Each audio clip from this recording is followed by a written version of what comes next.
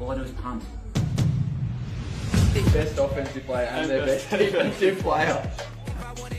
Righto, thanks JB for joining us. It's good to finally chat. We've been sort of teeing it up for a while, mate. It'll be good to get into start growing up in the marsh, heading over, playing some good footy. Was he any good at footy, Aid? Nah. And then get into it. We've brought the intern along for a familiar face for you, mate. And yeah, what time we got you over there now? Thank you. You got me pretty early at 5 p.m, so I didn't want to. I assume with the time zones it'd be on the later side for me, but I'm happy I'm not up in the middle of the night. So you've sorted me out pretty well. So. I was talking to one of your mates, Amor, last night, and he was up watching the doggies, and I was like, "What time is it?" It's like, 3:45. I was like, "You're fucking mad." Mate, he's committed to us. He'll get up every week. But our game is they could be playing the Sunday 4:40. He'd still get up in the middle. How's the draft prep and all that since school's finished going for you? Yeah, going well. Just been traveling for the last month and a half. Got back in Lubbock 2 weeks ago, so I was traveling on the road, training with some different coaches out in San Diego and Arizona. And so in Arizona, the punter before me is Austin McNamara, who's the punter for the Jets now. So I was out staying with him. We've become really close friends since I got to Tech. So out training with him, and then when I'm not training in those areas, just kicking the toes up and seeing a couple I can. I was trying to stay good, but it's hard not to when you the punter's diet. That's tough conditions. Exactly. So it was good. I've kind of just been living the unemployed life, which has been fucking pretty special. So I'm like, so you finished school? That's all wrapped? Yeah, school's wrapped up. I mean, I've started grad school online in Australia just because I don't want to go through this whole process trying to play somewhere and then get however long down the line and have nothing to show for it and come back to Australia with a shitty degree from Tech and be like, all right, what's next? Yeah, started working on getting into sports psychology. So that's the end goal, and that's something I could do sort of on the side now that can help me get there once I'm back in Oz. The end goal should probably be to get drafted, mate. But if that doesn't work out for you, then that's probably not a bad idea. Yeah, it might not be a good sign of relying so heavily on Plan B. No, I love it. Well, we'll start from the start. You grew up in the marsh, then travelled on the bus about 40 minutes down the highway down to Ballarat to Paddy's. Growing up, was it just sport? Yeah, well, that's sort of how I lived, but it didn't really work out too well considering I was no good at all the sports. But it was definitely like what I was most passionate about growing up. It's just obviously footy and cricket like interchangeably, and then throwing basketball there once I got into high school and all that sort of stuff. And fell in love with the NFL towards late in high school, like 2016, 17, through just sitting next to Andy Amor in a lot of classes. And he was always getting up. Speaking of getting up in the middle of the night, is Andy getting up at 3 to watch Red Zone on a Monday morning. So I started doing that with him, and that's sort of how I fell in love with American football. And so I was just like pretty sport dominant growing up, but I always wanted to play it somewhat professionally, but it was never really an option. So. Now I had to message Choppers yesterday, Burjo, to get a bit of dirt on your early days. He said early cricket days we called him the baby giraffe, and then once you finally grew into your body a little bit, you actually started playing some reasonable football once you got late under 18s, reserves, managed to play a bit of senior footy. He was telling me about the time in your first senior game where you've pumped one from 50 and the March crowd went absolutely burko for it. Is this true? Yeah, they went punter. But it was a shame because there was probably 3 minutes left in the game and we're playing Melbourne South. We're up by 140 points. You didn't need to mention that, mate. You should have said we're down by 5 with 30 seconds left. But I celebrated, but like I was just Dom Sheed in the 2018 Grand Final. Dom Sheed, never forget. Sorry. Never forget. Melton South, for anyone who doesn't know too, in the BFL, they were the token get your first game of senior footy too, aren't It they? really was. It was sort of it was the two most undeserving games of senior football of all time because the coach was leaving after those two games. He's pretty much thrown all the shit at the wall and seen what's stuck. And he goes, "Oh, it's just Melton South." And I'm like, fuck, let's give this sort of giraffe a little go. Yeah, well, I did all right the first week, and then second week, come up against Sunbury, and I think I had like 4 touches. Instead of kicking a goal with 30 seconds left, I got ping on the ball. So. Virgo, a little birdie actually told me, mate, before you started at Pro Kick, you actually had another promising sporting career. Do you want to elaborate on that one at all? He was a hell of a down ball player, boys. I tell you now, year 11 and 12 was always spent on the down ball courts, and this man had a wicked zinger. Yeah, it did get pretty spicy. The knuckles were pretty scraped up from morning recess and lunch. I was working on my drop shots.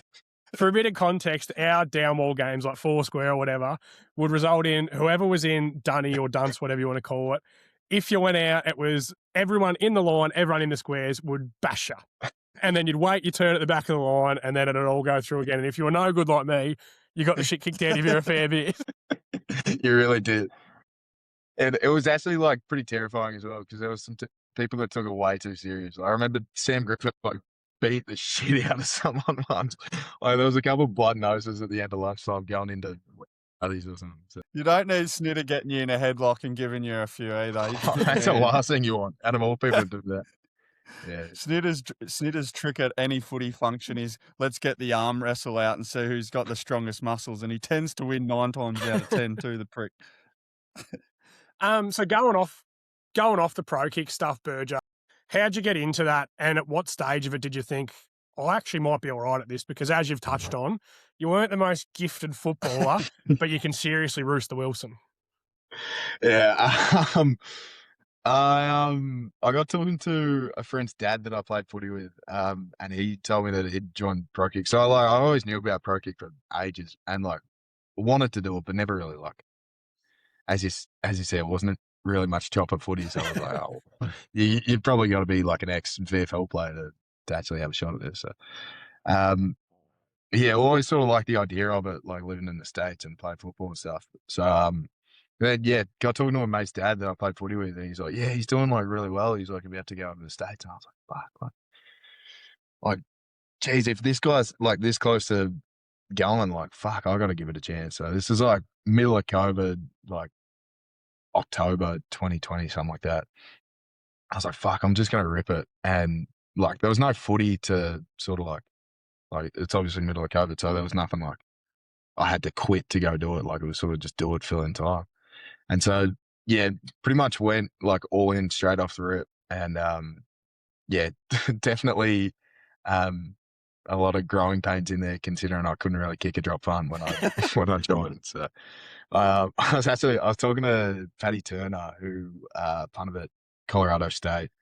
I was talking to him not long ago, and he was telling me about like my first couple of sessions at Pro Kick and how I couldn't really kick a drop punt, and how I was just sort of like shadowing him around for a bit because he played Richmond VFL, so I was just sort of following him around, like pretty much asking, can you tell me how to kick? So, but yeah, probably like 6 months in, I'd started to like have a bit of like somewhat consistency and a bit of like, all right, shit, there's actually like something here. Like I can probably chase a little bit. Like I was sort of, when I joined, I was like, fuck, if I get a D2 school, like I'll snag it off for it. Like if I get an FBS look, like that'd be perfect. Like beautiful.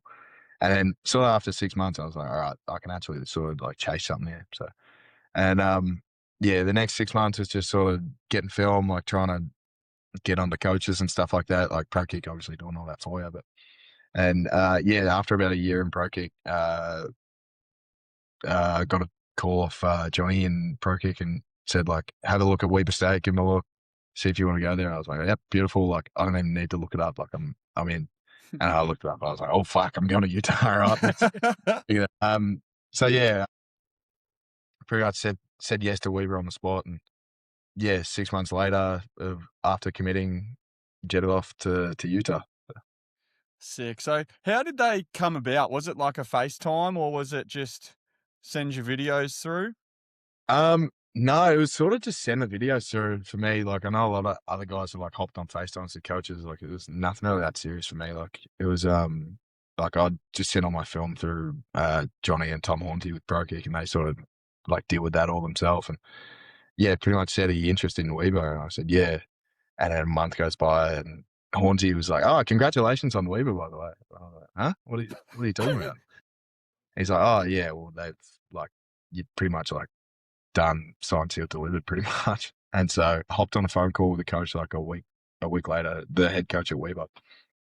And he was pretty much like, "Yeah, like, do you want to come? Like, we're offering now." I was like, "Done, commit, like, ready to go." So, yeah, nothing too stressful. No, like FaceTimes where I'm kicking for the coach or anything, just sending in film. So. When you got over there, Burjo, and you started kicking the ball, and they've obviously seen you like, geez, the bloke can kick a footy and whatever. Did you tell them about Aussie rules and that you were no good at that, or yeah, you just let them ride with it? You're a superstar. No, I kind of let him figure it out for himself. Like, let them believe that I was actually athletic. But it didn't take long for him to see through me. I remember so when I got across, I think I got there like 2 days before full camp, so like a month before the season. And full camp goes, and like a week into full camp, we started installing like our fakes. And one of them was pretty much like snap it to the punter, grabs it, just darts up like the left side. And I still obviously ran like a baby giraffe, so I grabbed it, and awful ball security. Like I was holding it like I'm Lamar Jackson or something. I was running out like you meant to have it high tight. And I'm running, almost tripping over myself. And it, like he showed it in the meeting the next day and put a laser up and around it. I was like, "Fuck, we are never doing this." But yeah, once I figured out the ball security and stuff, they trust me a little bit more. But he called me slow pretty much every day. Virgo, once you got to Weaver State, mate, what was the adjustment like, not just to, I guess, learning more of the game, but like the college lifestyle and actually being a professional athlete, that side of things? I actually found that like really early on, like in my first week, I was like, "Fuck, I love this." Like it was like my third day of meetings or something. I was like, I'm just sort of living and breathing football right now. Like it sort of like become a dream come true in that sense. Like I wasn't worried about like how busy the schedule is and like how a lot of people wouldn't like working out all the time and then practice every day where you're not really doing much. But I was in love with it. Like I'd just come from like working in a warehouse at level 11, so I was like, "Fuck it, and better than that." Yeah, much better. So I was yeah, the lifestyle of just sort of like living, breathing football every day, I was fucking enamored by it. Love it. Well, your first season had a bit of everything, mate. You had, as you said, trick plays, you had big punts, but we've got to start with the day where the long snapper couldn't find you. Haymore told me this yesterday, and I could not believe it. So, in your first season, you've had a game where you've given up 4 safeties. How has that even happened? Yeah, it was a bit. I still feel awful for the snapper, but I'm sure No, fuck the snapper. It was his fault. enough times passed that we can sort of repeat it. So I said the scene too. It was week 8 of the season. We're undefeated going in, and we're playing undefeated Montana State on the road. So Montana State, probably one of the best FCS programs, probably one or two, either them or North Dakota State, who just left. So, one of the top FCS programs, probably like, I don't know, something like 20, 30,000 people, which is huge for FCS. They're ranked, I think, 2nd or 3rd in the country. We're ranked 5th, both undefeated, same conference. So this is probably going to decide the conference, if not the playoffs later on.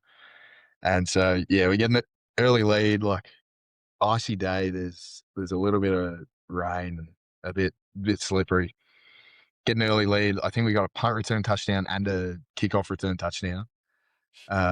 So up like 2 touchdowns and coming out to punt. First punt goes over my head.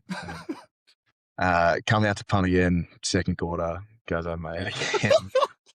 And come out to punt again that quarter, goes over the head again. Oh, At what stage did you hit the long snapper and say, any danger hit me between the nipples, mate? I would have thought that after the first couple you'd probably try to shoot one low, but no, I'm still pretty good friends to this day, so I don't want to fucking rag on him too much. But yeah, so going to halftime, we got 3 safeties on the board, and it's like a real tight game now. And he's it was awful, but he's warming up at halftime, and the crowd starts like chanting MVP at him. So that was brutal on him. And then the head coach said that like we'll back you in, like take a mental reset going into the second half, and first drive go 3 and out. There's another one over there. So that was 8 points on the board, and then they end up coming back. We almost come back, had a chance to win on the last drive of the game, but I think we end up losing by 2 points. No, 5 points. And yeah, we gave up 8 points to safety. So could have turned the season around that one, but we can look back and laugh now. Did they have a backup long snapper, or is it just? Oh yeah, so we did punt one more time, and that one was almost as bad as, because it was just a tight end. They did it on the side, and so that one was like pretty much up here as well. So yeah, if they had a rushed on that one, because he threw it so far to the right, and I had to pretty much like roll around and hit a rollout, and I was like way out of the pocket. So if they rushed, they would have come straight through me. I'm pretty lucky that they didn't. Did old mate have a job next week?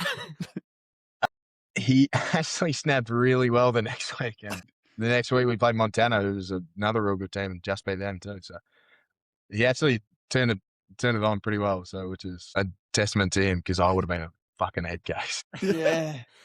You touched on when you first touched down over there, Burjo, and running through trick plays and all that sort of thing.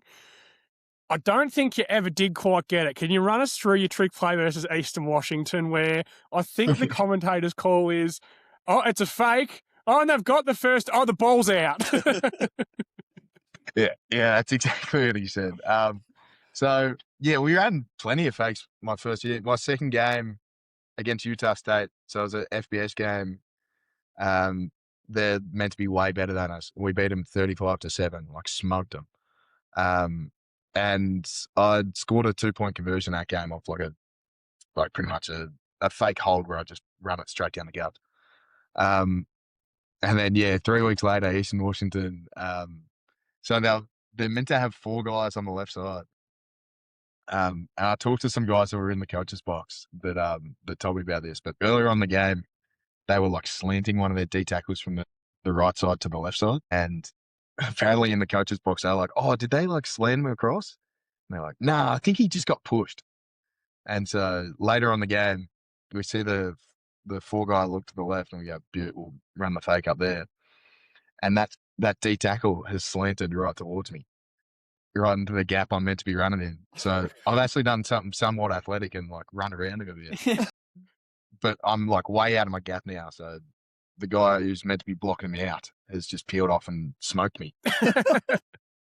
For some reason, I got hit, looked up, and saw like the first down marker was like a yard ahead of me.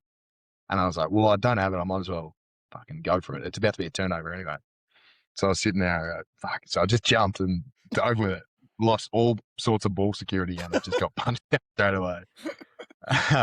And they recovered it. So I went to the sideline, and I was talking to my head coach. And he's like, did you dive? I was like, yeah, sure. He's like, no, why'd you do that? Yeah, he wasn't happy with me for that one either. So You're an Aussie. You're not meant to know, mate. yeah, exactly. I had a bit of leeway there. So I got to play the international card. That was the same. On that first fake, I got an excessive celebration flag.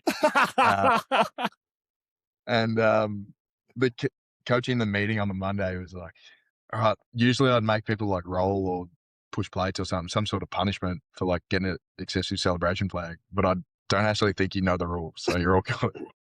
It was like, I'm pretty positive one of your Instagram captions on one of your photos is, "I don't do enough to be this hyped up." Yeah, that's what I tell you. They caught a good photo of me like screaming. So That's elite. That's gold, mate. And how did that hectic start to your college career sort of gear you up for the rest of your career then? yeah, I guess it was a bit of a hectic start, I guess. Yeah, it just sort of gave me a bit of like insight to what to expect. Like it was, as I said, like I come in right before the season, like 4 weeks before the season. So I don't know any of my like teammates yet. I've only known them for 4 weeks. And so this is funny as well. First punt of that first season. So we're playing a D2 school first game. I'm like not expecting to punt at all because like we're meant to roll them. First drive, go 3 and out. And so I'm punting from feet in the end zone. I'm shitting myself. First minute into my first game. And guy comes off the edge, blocks it straight out the back of the end zone. So yeah, first punt of the career, I'm like, oh fuck, this is like this has not started very well. And I remember we were in the showers after the game, and I was talking to some guy who I didn't know. He's like, "Yeah, sorry, man, that was my man that I was meant to like block." And I was like, "Oh fuck, are you like on my punt team?" Sorry, like I had no idea. Like I was still getting to know all my teammates and stuff. So it's yeah, it's definitely like a learning curve that first season, which I feel like set me up pretty well for the second season. Then sort of had the same thing with Tech. Like first season was a big learning curve, and then set me up pretty well for the second. One thing I'd love to do is go to America and be involved in the post-game showers. Yeah. I don't know if I would. I was going to say, you know what I'm like as a footballer, Burge. I'm a twosman's twosman, and my favourite time of the week is shower time. Yeah, exactly. With a beverage in hand. You know? Absolutely, yeah. Do we have any shower beers, and is it full tackles out, or what's the sort of arrangement in the post-game? Yeah, it's full tackles out, but it's like there's definitely no shower beers after the game because a lot of the time the coaches are in there as well, which is a little bit like you don't want to be getting too like close and personal. You can kind of fuck around with the guys, but like when the coaches are in there, you don't want to be doing anything too dodgy. So the coaches have got tackles out too? Yeah, tackles full out. Towels Right. barely covering anything. So you're getting a little bit too much, too close with the coaches, you could say. Oh, that's elite. But yeah, not too much shower antics. There's nothing too crazy. There's just some fucking whopping packages that you got to. That was my big concern. Yeah. We're like pulling up stumps next to a big D line or something like that. It's rough going out there. You got to watch who's in the shower when you go in. There's a couple of T linemen that I didn't want to be sitting next to because I'm just feeling figure. Couple of blokes out next week with gravel rash. So you transferred across to Texas Tech. How did the move from Weber to Texas Tech sort of come about? Yeah, so second season of Weber had a pretty good like statistical season. Like I felt like I was doing pretty well in the scheme, and sort of felt like it was an opportunity to play at a high level, get a couple more eyes on me, and just experience like the Power 5 level of college football. So yeah, hit the portal on the Monday, and didn't really have anywhere that I was like locked into going. Like there was a couple of ideas floating around, but and yeah, hit the portal on the Monday. On the Tuesday, some of the Tech coaches followed me and hit me up and had a couple of phone calls with some guys. And then Wednesday had a trip out to Lubbock booked for a visit. And yeah, on Friday flew out, saw everything. Saturday a bit more, and then committed on the Saturday night. So I was like really quick going. Like there was some chat with some other schools, but like nothing was like even remotely close to Tech, and how that sort of came about, and how much I'd sort of invested in that. So it was a real easy decision for me to. That's total bullshit. You told me you only went there for the bag that you got. I see. Well, there was not a bag that I got. So there might be other cash floating around that I haven't collected. That's good stuff. What was it like going from Weber State playing in front of like 17,000 to go into a school like Texas Tech where you've got a 60,000+ stadium and you're playing in front of these packed crowds every week? Yeah, it was pretty fucked. Like there was we used to joke around at Weber that like our fan was going crazy instead of yeah, like Weber like we played in the playoffs my first year. I think we got like I think it was snowing as well, so this could be a lie, but I think we only had like 3,000 people at a playoff game. So a giant home game. Yeah, pretty much. So I was like, to go from that where it's like a massive game and no one really cares or turns up to a tech game where my first game we were playing an FCS team who were theoretically meant to roll, but we end up going into overtime with them. But yeah, for that first game, there was like packed house, sold out every home game. Like, yeah, it was pretty surreal. And so I think that experience from Weaver to Tech was like everything at Tech just sort of seemed like it mattered a whole lot more. Like I could go out and have those fakes where I fumble at Weaver or like the safeties happen or whatever. And it, like maybe not the safeties, but like the fumble doesn't really like matter. No one really cares about it. Like a fan, I don't think there's a single Weaver State fan that remembers that fumble. Whereas like if I had fumbled something at Tech, like I feel like the city would burn down. Mate, we were lucky enough to tour some of the facilities over at Cal Berkeley. We've heard Texas Tech are, I think, the most expensive facilities in the whole college football program. Run us through a little bit like what it's actually like and what are some of the stuff you get to experience in those facilities.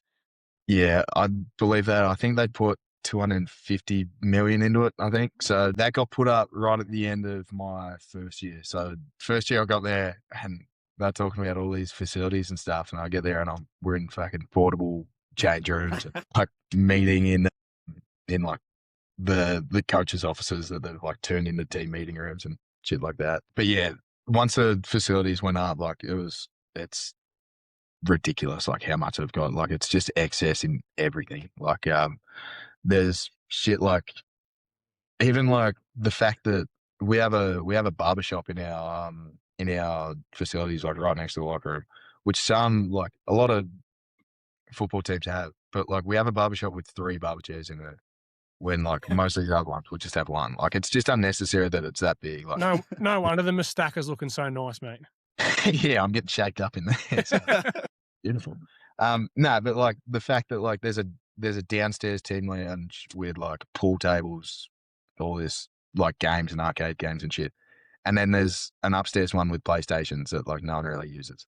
Like it's just ridiculous stuff that is is kind of like blows you away to be able to have access to all that. And I think they said it's like the largest continuous like facility in the country as well. So it's just completely massive. Like takes up so much area. So like for the first month, I'm getting lost in the place. Like it's just the boosters really swinging their cocks and just saying we've got more cash than you. Man, and that they're doing a fucking pretty good job at it. So I think our main booster, his name's Cody Campbell, has like used to play in the NFL, has developed like a oil and gas company. And I don't know exactly how he has his money, but I think he sold his last company for like 6 billion or something like that. Yeah, so he's pretty much like funded the whole thing. Like he's got his name on the field now. Like he's puts that much money into everything. And someone tweeted at him after the Colorado game my first year and was like, buy us a new O-line. And he replied back like, I will. And he did. Like he has that much money where it like he can just spend it however he wants. And I think he just wants Tech to be good at football. That's madness. Is it true that the reports come out that there was only 40 pound was the lightest weight? Is that a fact or is that rubbish? In the weight room, that is a fact. Everyone's fucking not happy with this, are they? We were talking about this the other day. I messaged Burjo about this and I said, what the fuck have you been lifting in there? And he goes, don't worry, I'll find a good way to hide. Yeah, I've been hiding in the corner with the 25-pound plate. So there's loopholes for me. So, but no, there's like, I don't know, I think it's a way to, I actually kind of like it because you get to a point where like you're doing dumbbell curls and you could be doing 30s or 35s, but like the minimum standard is set at 40s. So you just kind of have to do like it doesn't let you get complacent in a lot of areas, which I sort of like. Like you can always use 25-pound plates for pretty much like a replacement for a 25-pound dumbbell. So it's to me like sort of doesn't, it creates more of a gap, so you can't just sort of like take the middle ground. Like if you're doing it, you're going to go heavy and you're going to get the work out of it. So I don't know. I don't mind it. But then like in the training room, they've got plenty of like lower dumbbells to use. So like they're not being stupid about it. Like if someone needs a low weight for recovery, they're going to get it. So. Oh, it makes sense, mate. Like you guys, the proof's in the pudding. You made a pretty awesome run this season. What made you guys different this year? Probably the fact that they bought a brand new offense. Yeah, I think we had the number one transfer class in the country, so I reckon that did pretty well. They from what I heard, the recruiting philosophy was sort of like if Alabama offers $500,000 for this bloke, we'll just offer him 600. So like but like they had the way the like front office and background was worked out. Like they scout these guys like all year for like guys that potentially will hit the portal, and then once they do, like they already know who they're looking for. So, they're not just fucking spending on whoever's getting money thrown at them. Like they know who they're going for. But yeah, I'd say like obviously the transfer class is pretty special. Like they brought in a lot of really talented players, but that along with like the culture that was sort of fostered, like I've never been on like a closer team where like everyone's actually like it's a genuine like brotherhood. Like it's not, that's obviously a term that gets thrown around like willy nilly, but it's like I feel like there was a genuine bond between like all the players, like and everyone. You see a lot of teams like there's a lot of friction, like no one will like the O line won't fuck with the D line or whatever, but like everyone was sort of mates on the team. Like I could go out and grab a beer with pretty much anyone on the team. Like a couple of them might be like a bit more awkward. Like there's a couple of like I think I said 5 words to David Bailey my whole time there. So like it might be a bit of a weird one, but like we'd be mates enough to where we can like enjoy each other's company and sort of like fight for one another. So. Well, insider knowledge has told me that you were known as Unk by the crew. I guess, what was it like going and not being old, but being a few years older than being the Unk of the crew? What was it like with 18 to 21-year-olds, their terminologies, when we went to the Super Bowl trip? The amount of words that we learned in 1 week. I don't know how you've done it for 4 years. So how did you go sort of coping with all that? Yeah, it's shit house. Now I've sort of embraced it a little bit. Like I think it's more hit me lately, like after graduating and just sort of like now sticking around in Lubbock. Like if I go to the bar around here, I'll be like, fuck, I am just 25 hanging around some 21-year-olds. Like this has got to change. So, yeah, it got bad, especially with like freshmen coming in and talking about like what year they're born in. And it's like 2006, 2007. I was like, oh, fuck, this is like, we've genuinely lived like different lives up to this point. Like I never thought I'd get to this stage where I'm talking to people and they're like, they haven't grown up with like the same music as I have. Like I hear a song and it's just like old and it's like something I listened to as a kid and they're like, oh, this is like way old. This is before I was performing. Speaking of swinging dicks around, Burjo, I heard you're the bit of a man on campus. Everyone loves the Aussie Punter. How's it go from being, an everyday scumbag from back of Smash to being one of the men on campus and almost like a day-to-day celebrity walking around as the college punter? It definitely wasn't. I think there was just a group of lads that sat in the front row that got around me, and so they sort of. It was one of the first games. Apparently, I talked to them. They said they were like yelling out at everyone, and everyone was giving them nothing. They yelled out at me, and I had nothing better to do, so I went over and said what's up, and like dapped them up, and then like 20 minutes later, they called me over, and they're like, "Look, we're buying your jersey," like, and it was like $170, dude. I was like, I wouldn't be doing that. What a terrible financial decision. Yeah, you're going to hate yourself in 3 months. But no, those boys sat in the front row of every game, and they ended up making the flag with like the Australian flag with my face on it, and so that was front row of every game. So I think that sort of, I don't know, put a lot of people on to like that I actually existed. Are they the masterminds behind it? Is it the Jack Burgess fan page, Instagram page? Fuck, I don't know, mate. I don't know who's behind that, but I don't hate it. I think it's pretty funny. So, no, I definitely didn't make it myself, so that's good though. Allegedly. We'll clear that one up. Yeah, allegedly. Mate, obviously moving countries is a massive deal. What would you say is like the toughest off-field adjustment for you since heading over to the US? It's all like the boring stuff, I think. Like it's as soon as I got to the state, it's like setting up all your like bank accounts and like getting your taxes sorted and all this like official shit like driver's license and all that, because they just make it brutal on like international guys. Like they I don't know, for example, like getting car insurance. So like you have to have a car first, and I was like, all right, but I need car insurance to get a car, or like I need car insurance to get a license to get a car, and I was just like all this fucking backwards shit. So it's just like a whole lot of like getting set up.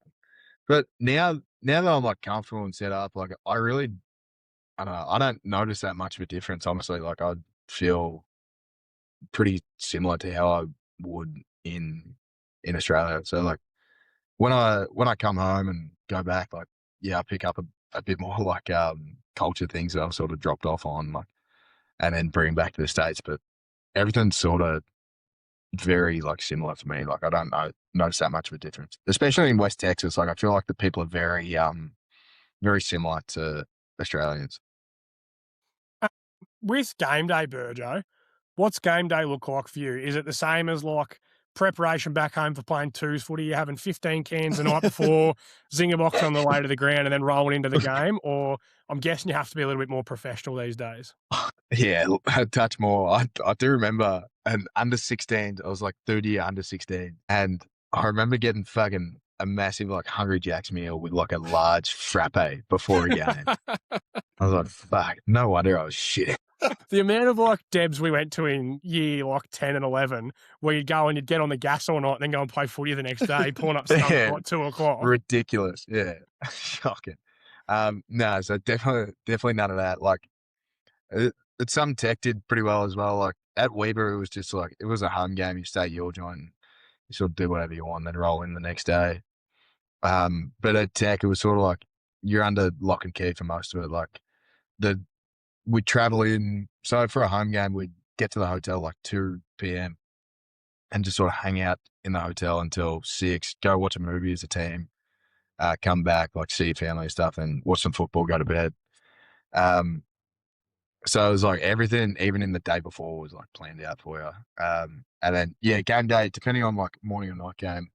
Night game, you're just hanging out at the hotel like all day. Like you won't leave for the stadium till like 3 if it's a 6 p.m. game. But we played a lot of morning games this year, so I was like up and at 'em at 6, leave the stadium at 9, and you're out there warming up by 10 for a 12 o'clock kick.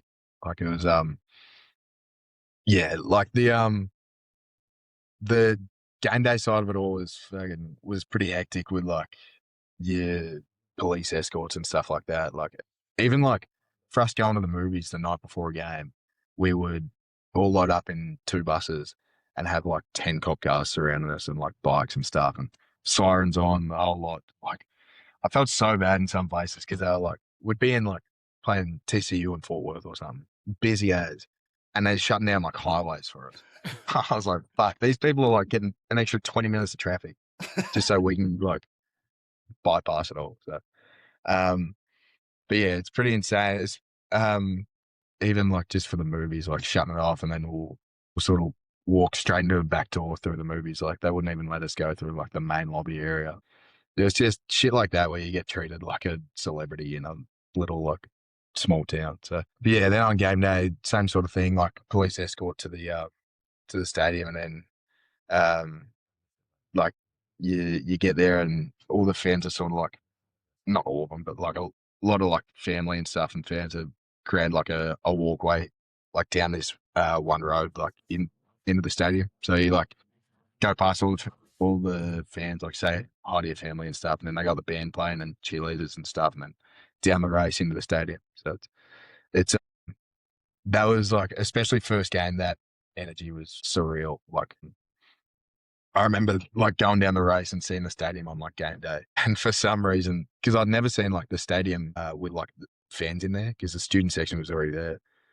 And I'd been playing a lot of the NCAA game.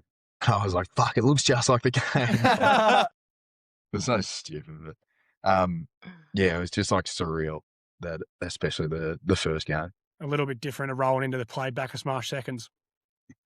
Yeah, very, very different. The walk onto the pitch on game day on a Saturday morning when it's all frosty at Mattingley Park, when it's you got 12 blokes there and you're trying to fill the squad, and it's an hour before the game. You're kicking the dew off. Yeah, exactly. Oh, fuck that. I like it. Mate, moving forward to your pro day prep, how's that been so far? And has it been a bit intimidating, like kicking in front of any NFL teams or scouts?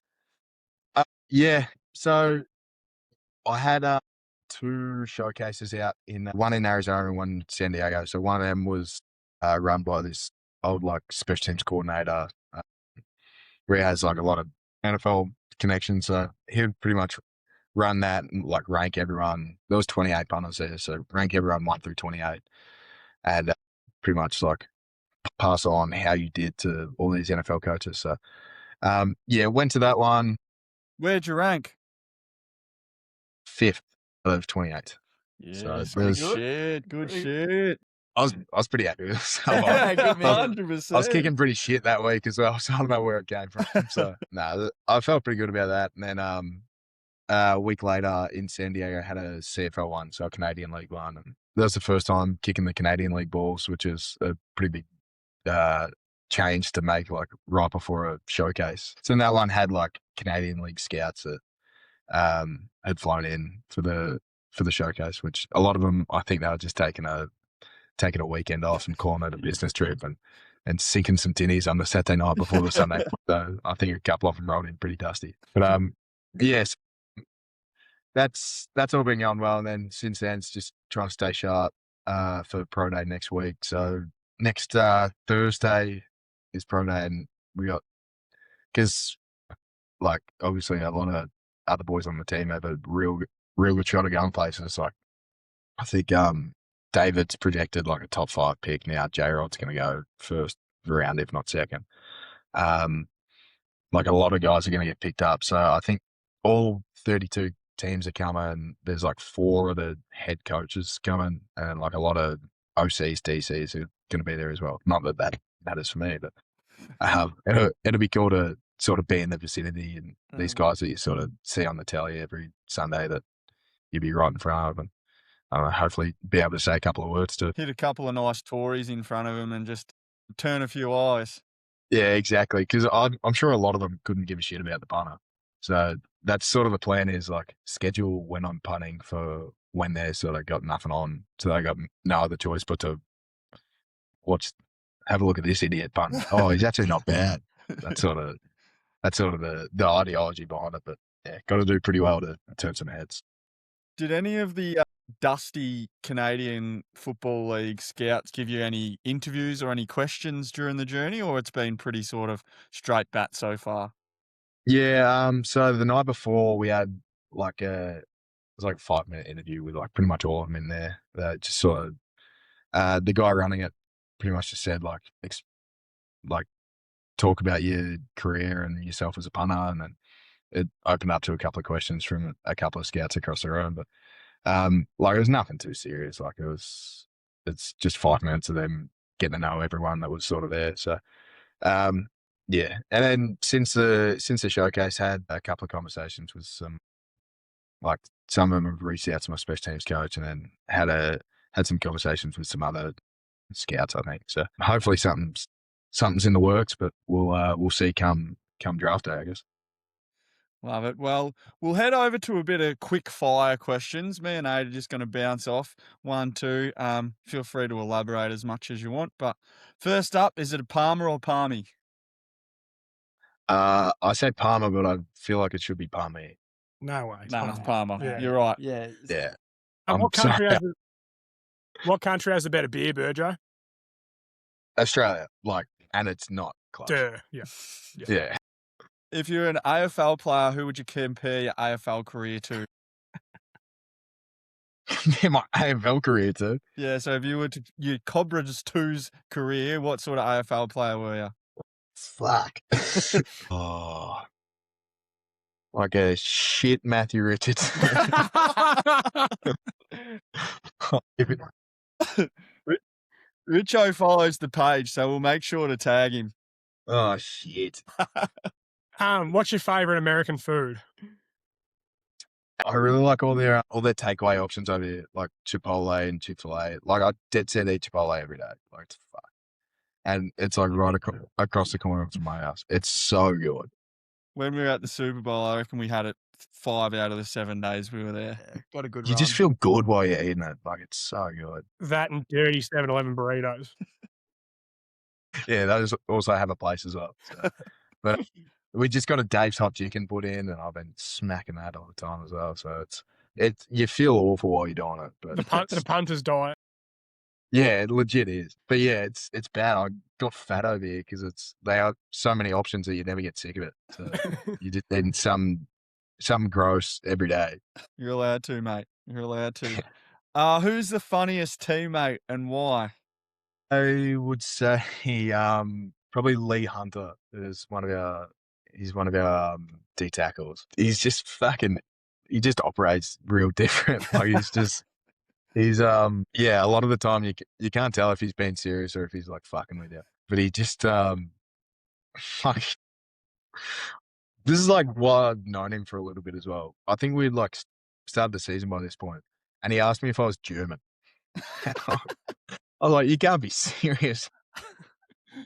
We've heard like English or Irish, but surely we don't see any of the lot of Germans. You gotta do better to pick that up. So, but Lee, everyone, it's funny because he's a D tackle. Everyone calls him the fridge, and he says it's because he's 330 pounds and built like a fridge. But he says if the offense wants to eat, they got to go through the fridge. That's good stuff. Last one. It's a bit of a controversial one. We don't want to get you cancelled here, but tipping culture, yes or no? Oh, fuck no. Awful. I've only started, like, it's cost me so much money over here because I don't have the balls to say, like, no tip on something. Like, I feel like they're going to spit my food if I say to no tip. I couldn't understand it like Radio Row when we were over there for the Super Bowl. I was buying a bottle of water and it's like tip, and I'm like, she's grabbed it out of the fucking fridge and handed it to me. Yeah, what for? At Radio Row, you grab it out yourself. Yeah. All she does is scan the thing. Yeah, what am I tipping for? And I've only recently, in the last couple of months, felt comfortable enough myself to start pressing no tip. It's the ones that get me are the ones where it says it's like 15, 18, 20 or other. And so I'm like, fuck, if I don't want to tip, I got to press other and then press zero. Like, I'm really going out of my way to be a prick. But I don't want to tip you for making my Subway. Well, mate, as we sort of wrap up, a question we like to ask all the Aussie punters is if someone out there was in your shoes 5, 6 years ago, they're thinking about making the leap and joining pro crick, what would be like some honest advice you would give them? I think this is such basic shit advice, but just fucking do it. Like, it's as someone that was like in that point. Something I forgot to add before as well is when I was first deciding to join pro kick, Charlton Bart, who played footy at the Marsh as well, he'd already gone over and he was playing at UNLV at the time. He was in Vegas. And I just texted him. I was like, hey mate, like thinking of joining pro kick, like what do you reckon? And he's like, give me a call. And so I called him for 10 minutes and like in that 10 minutes I was like, fuck, like I'm in. Like he just like said about like the opportunity and how like you'd be silly not to. So that's would sort of be my advice is like I was shit house at footy. Aiden knows this. Like I know. And like couldn't kick a drop punt over 40 meters. And just sort of like you go in, you learn the technique side of it and you can make something out of it that is like I'd never thought I would be in the position where like I'm about to kick in front of 4 NFL head coaches. Like that's ridiculous. Like that's from my background and how poor I was at footy. Like it's just such a an opportunity that, like, if you go all in for, it can be incredibly rewarding and change your life. So, I think that's probably the big thing is like you're selling yourself a little bit short saying the footy was terrible. But I think that what you finished on there, like you have to go all in though, don't you? Like it's not something that you can just go, oh yeah, I'm going to do this on the side sort of thing. yeah, 100%. And I think it is sort of something that, like, I feel that anyone can do. Like, it is just kicking a ball at the end of the day. Like, you just have to get really, really good at kicking a ball. And yeah, like it obviously takes time. Like, a lot of guys will see their form change a shit ton in the first 6 months that they're in pro kick. And that's sort of like what you need to do is to, like, break down everything you know about punting and then build yourself back up into a completely different punter. And yeah, so it's not something that you can just sort of turn up for a kick and try to spank some balls and be like, yeah, fuck, that was a big one. Like, that's all good. Like, that'll get me somewhere. Like, it's got to be something where you, like, really dial it in and know yourself as a punter, and that takes, like, a lot of commitment and effort towards that. So, like, if someone has the bandwidth and the time and the patience, like, they should fucking go for it, I think. 100%. No, beautiful. That's us, BJ. So, JB. I don't know why. I've never called you that in my life. I don't know why I've started there. Thanks, Virgo, for jumping on, mate. Appreciate your time. Unreal to have you on and chew the fat. And good luck with everything to come. We're hoping to see you on an NFL roster soon, and hopefully we can come over and watch you kick a few prunes in a big stadium and come catch up so we're in your land now. We'll take over. We'll be the number one fans in the front row with the Burgess Aussie flag and jersey. I would love that. Thank you. That legend, mate. Thanks for jumping on. Appreciate it. Beautiful. Thanks, boys. Thanks for having me. Thanks, You mate. ready?